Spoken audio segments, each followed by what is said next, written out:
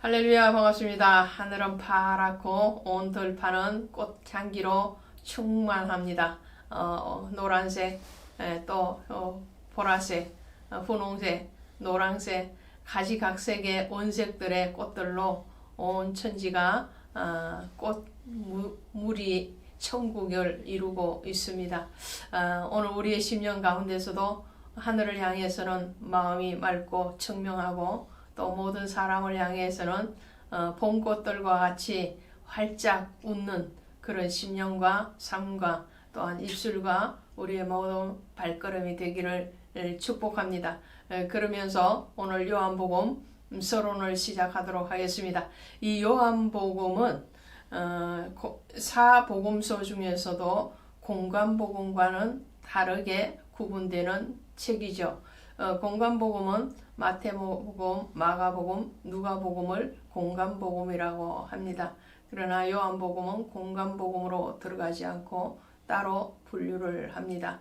이 네 복음서를 사복음서로 또 하나로 묶어서 분류를 하기도 합니다. 이 요한복음은 예수 그리스도께서 하나님의 아들이시다라는 것을 주제로 삼고 있습니다.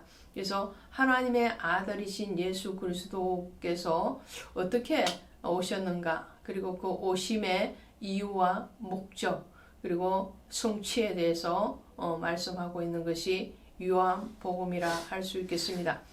요한복음의 저자는, 기록자는 당연히 사도 요한입니다. 이 사도 요한에 대해서는 이 요한복음 21장 2절 또 7절에 가시면 사랑받는 자 이렇게 자신을 소개하고 있는 것을 보게 됩니다. 굉장히 이 사도 요한은 주님으로부터 사랑을 받았고 또 직접적으로 예수 그리스도의 사랑에 대해서 저자인 요한이 체감을 하고 그것에 대해서 고백을 하는 것을 보게 됩니다. 이것은 굉장히 중요하다고 생각을 합니다. 왜 그러냐면 주님이 아무리 사랑을 해도 가룟 유다와 같이 그 사랑에 대해서 배신을 한다는 것은 그 사랑을 본인이 깨닫지 못하는 결과였겠죠. 그러나 사도 요한의 경우는 주님이 다른 제자와 똑같이 사랑을 했겠죠.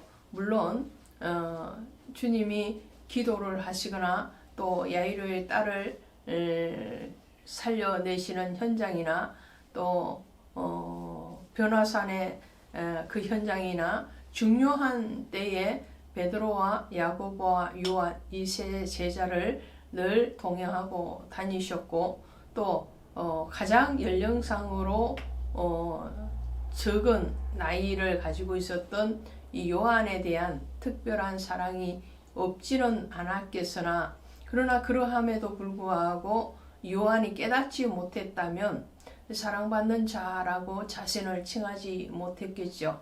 그러나 요한은 주님의 그 사랑에 대해서 적극적으로 자신이 반응을 하고 그리고 거기에 대한 고백을 하는 것은 굉장히 긍정적이고 그리고 사도 요한의 삶 자체가 주님의 사랑에 대해서 응답하는 그런 모습을 보게 됩니다. 오늘 저와 여러분이 그런 사도 요한의 사랑에 대해서 오늘 우리가 그 사랑 가운데 있기를 또한 원합니다. 그래서 요한을 얘기할 때 사랑받는 자라는 뜻을 우리는 늘 동의어로 사용을 하고 있죠. 그래서 사랑의 사도다라고 요한을 지칭하게 됩니다. 자, 그 사랑이 우리를 향한 하나님의 사랑이라는 거죠. 자, 그것에 대해서 하나님의 아들이신 예수 그리스도에 대해서 말씀을 할 때에 요한복음 1장 18절과 3장 16절이 요절이 됩니다.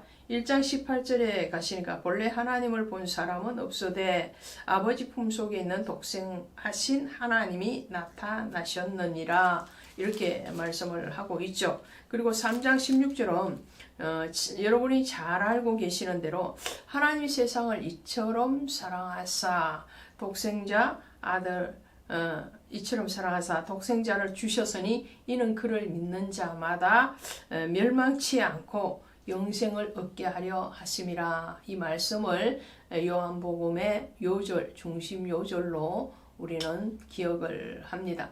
그리고 이 사도 요한이 이 요한복음을 기록할 때에 기록적인 장소는 에베소입니다. 요한이 에베소 교회를 담임하기도 했고요. 다시 이 에베소를 통해서 복음을 전하면서 요한 복음을 기록한 것으로 우리는 파악을 합니다. 그리고 그 기록의 시점은 AD 85년에서 AD 95년 사이입니다.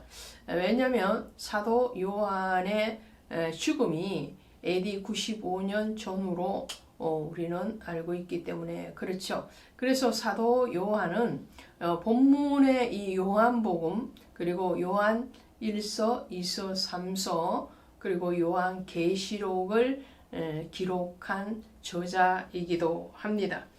그러면서 이 사도 요한을 통해서 요한복음에서 예수 그리스도는 어떠하신 분인가 큰 주제는 하나님의 아들이신 예수 그리스도이고요. 작은 단락으로 들어가면 예수 그리스도 자신에 대해서 얘기할 때에 7가지의 표적 그리고 7가지의 나는 뭐뭐이다 엔에고에 대해서 말씀을 하죠. 먼저 7가지 표적을 통해서 예수님에 대해서 말씀을 할 때에 첫 번째 표적은 가나 혼인잔치에서 물로 포도주를 만드는 사건입니다.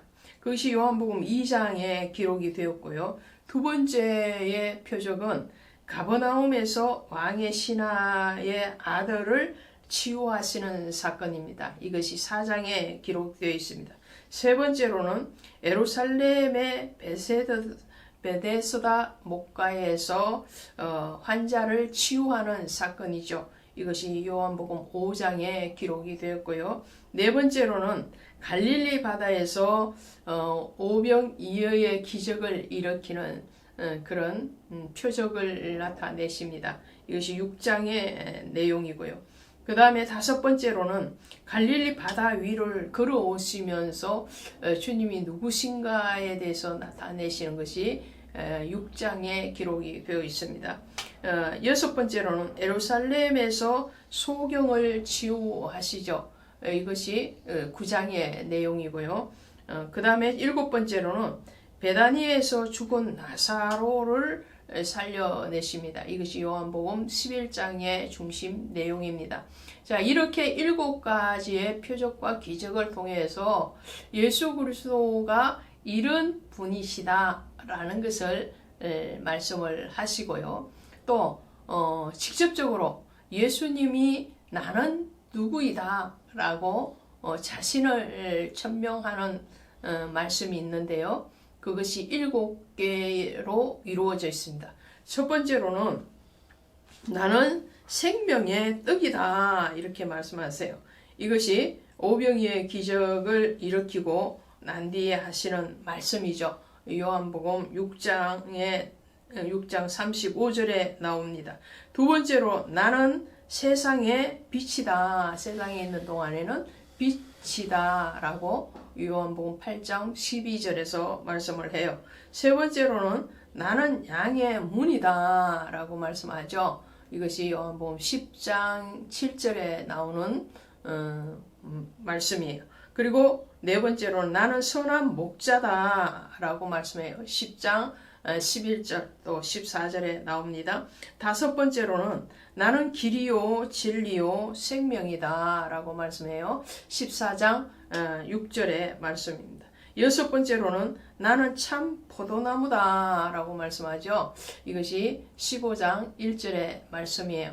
그리고 일곱 번째로는 나는 부활이요 생명이다 요한복음 11장 25절에서 나사로를 부활시키시면서 하시는 말씀이었습니다.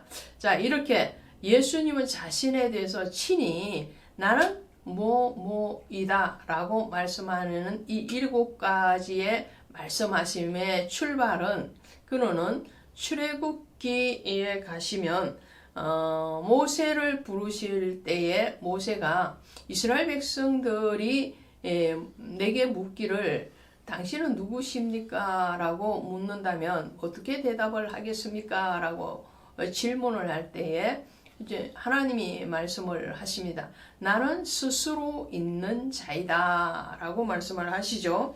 그것이 히브리어로 풀이를 하면 나는 나다라는 거예요.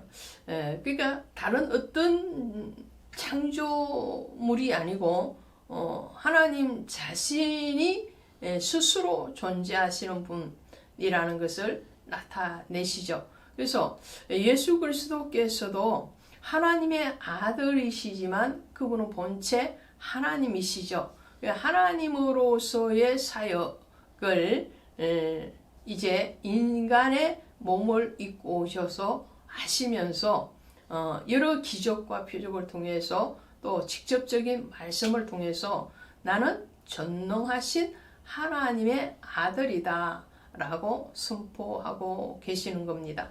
오늘 그 하나님의 아들이신 예수를 더 깊이 만나고 교제하고 그리고 그분 안에서 자유함을 누리는 그런 요한복음의 시간이 바이블 스토리 산책 방송과 함께 있기를 원합니다. 고맙습니다.